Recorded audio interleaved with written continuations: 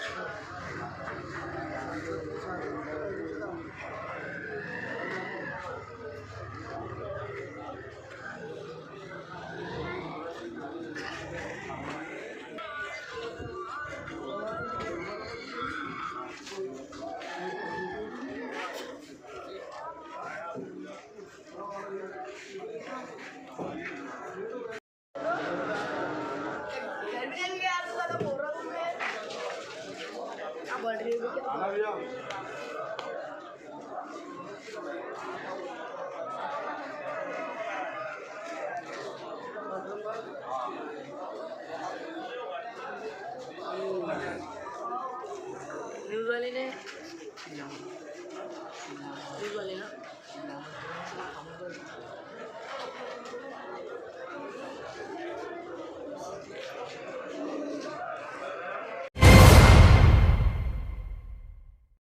अभी हमारे साथ ऑल इंडिया जमीयतुल कुरैश के नागपुर ज़िले के सदर साहब है। आइए हम उनसे जानना चाहते हैं कि इसके बारे में वो क्या कहना चाहते हैं। अभी हमारे साथ डॉक्टर आसिफ सर है, जो कि ज़िले के सदर है। सर, न्यूज़ नागपुर सिटीज़न में आपका स्वागत है। सर, अक्सर हमें देखा जा रहा है कि जो कुरैश ब्रदर है, उनके ऊपर बहुत ज़्यादा ज़्यादती हो रही है सरकार द्वारा। तो आज जो ये घटना है सर, इसके बारे में, घटना के बारे में बताइए, और ये घटना क्यों हुई, इसकी वजह क्या है? सबसे पहले तो आपके चैनल के माध्यम से मैं ये बताना चाहूँगा कि इसका बीफ बैन जो सरकार ने किया उससे कोई लेना देना नहीं है। आज जो हमारा एक कुरैशी बिरादरी का जो सदस्य है, जो कुरैशी बिरादरी का एक इंसान था, जिसका नाम जलील कुरैशी, उम्र 54 साल, कामठी का रहवासी है, उन्हें आत्महत्या करने का कारण ये है कि ये एक भैंसों का कारोबार करने वाला आदमी है, और साथ में ये किसान भी है। तो इस मुद्दे को सिर्फ भैंसों के कारोबारी के हिसाब से नहीं देखना चाहिए, इसको किसानी एंगल से भी देखना है। सरकार ने कितने सारे प्रावधान लाया है शेतकरी आत्महत्या को रोकने के लिए, इतने सारे प्रावधान, और आए दिन हाउस में इसके बारे में चर्चा होती है, क्वेश्चंस उठते हैं और उसके बारे में। तो जब शेतकारी तो कोई भी हो सकता है, वो कुरैशी भी हो सकता है, मुसलमान भी हो सकता है, गैर मुसलमान भी हो सकता है। तो शेतकारी और भैंसों के कारोबार को एक अलग चश्मे से नहीं देखना चाहिए। उसका चश्मा देखने का जैसे दूसरे शेतकारी को देखा जाता है उसी तरीके से इस मामले को भी देखना चाहिए।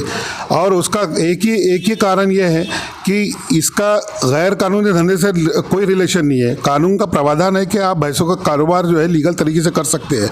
अगर लीगल तरीके से जो एक आदमी कारोबार कर रहा है, अगर उसकी गाड़ी को भी ओवरलोडिंग में पकड़ी जाती है तो ये आरटीओ का कुछ प्रावधान है कि इसमें कुछ चालान बना के गाड़ी को छोड़ा जाए, बनिस्बत इसके कि उनको चालान भी बनाया जा रहा है और उनके ऊपर दूसरे कुछ केसेस लाद के उनके माल को गौरक्षण में डाल के और उनका माल उनको वापस नहीं मिल रहा है।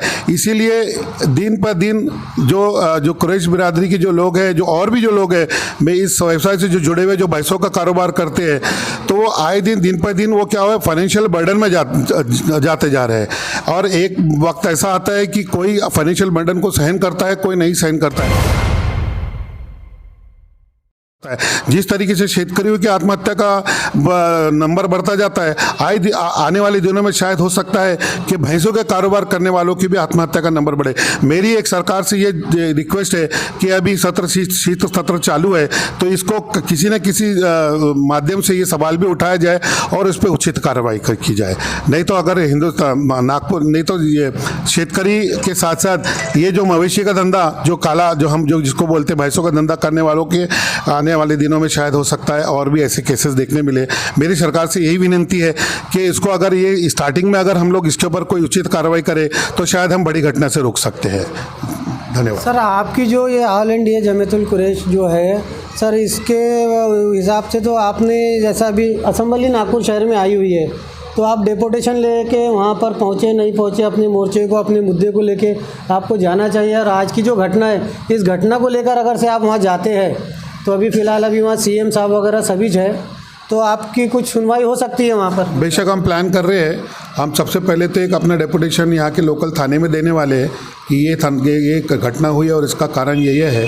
शांतिपूर्वक तरीके से हम अपना एक मोर्चा और अपना एक डेपुटेशन है आज शीत सत्र में भी हम जाने का प्लान कर रहे हैं और हम कोशिश करेंगे कोई ना कोई माध्यम से ये सवाल आज शीत सत्र के सदन में उठाया जाए और उस पर उचित हमको कार्रवाई करके उसका उचित समाधान हमको मिले। सर, आज ये जो आत्महत्या की है तो इसका किसको आप जिम्मेदार ठहराएंगे? इसके कौन जिम्मेदार हो सकता है आपके नज़र में? जाहिर सी बात है प्रशासन इसका जिम्मेदार है। अगर प्रशासन टाइम रहते हुए इसके ऊपर कोई उचित कार्रवाई करे और ये देखे कि इसका कारण क्या है, अगर इसको सॉल्व करेंगे तो शायद आगे ये चीज़ें रुक सकती है। तो मेरा आह्वान सिर्फ आज सरकार, महाराष्ट्र सरकार पर ही है। अब महाराष्ट्र सरकार ये महकमे में बहुत से महकमे आते हैं इसमें, और ये सरकार को समझना चाहिए कि इसमें जो महकमे इसमें इन्वॉल्व है उनको उचित एक संदेश दिया जाए कि ये चीज़ें कैसे रोकी जा सकती है। सर, सरकार से कुछ अक्सर करके देखा गया कि कहीं कहीं सरकार ऐसे मामले में कुछ लोगों को मुआवजा देती है, तो कुछ मुआवजे की मांग करना चाहेंगे आप सरकार से? बेशक मुआवजे की मांग तो ज़रूर करेंगे और मुआवजे से ज़्यादा इंसान की कीमत होती है। हम मुआवजे से ज़्यादा ये देखेंगे कि आगे चल के ऐसी घटना ना हो। ऐसे हमारी सरकार से हमारी प्रार्थना है कि उसमें कोई उचित उसमें से कोई उसका सोल्यूशन निकाले। सर, आखिरी सवाल, ये जो अंधी बहरी सरकार है जिसको जनता से कोई लेना देना नहीं है, जनता का आज क्या हाल है ये उसकी तरफ पलट के भी नहीं देखती सरकार। अभी अगर आपकी जैसा मांगे पूरी नहीं होती है और असेंबली आने के बाद भी कोई एक्शन नहीं लिया जाता, कोई फैसला नहीं लिया जाता, तो ऐसी स्थिति में आप कौन सा कदम उठाएंगे? हम शांतिपूर्वक धरना प्रदर्शन करेंगे और कंसर्न अथॉरिटी को हम याद दिलाने की कोशिश करेंगे कि हम भी इस देश की जनता है, हमारा भी हक उतना ही है जितना बाकी लोगों का है। हम भी इस स्वतंत्र देश के एक स्वतंत्र नागरिक है, हम भी वोट का अधिकार रखते हैं। अभी जो आपने बहुत अच्छी बात कही कि काउंटर कंप्लेंट वाला जो मामला आया है, ये बहुत अच्छा मामला है। अगर आप इस तरीके से, इस रास्ते से जाएंगे तो आपको ज़रूर कामयाबी मिलेंगी। आगे जो भी न्यूज़ है, जैसी भी न्यूज़ है, हम आपको अपने चैनल के माध्यम से दिखाते रहेंगे। न्यूज़ नागपुर सिटीजन से शुजात कुरैशी, कैमरामैन खालिद कुरैशी के साथ कामठी शहर से। जय हिंद, जय भारत।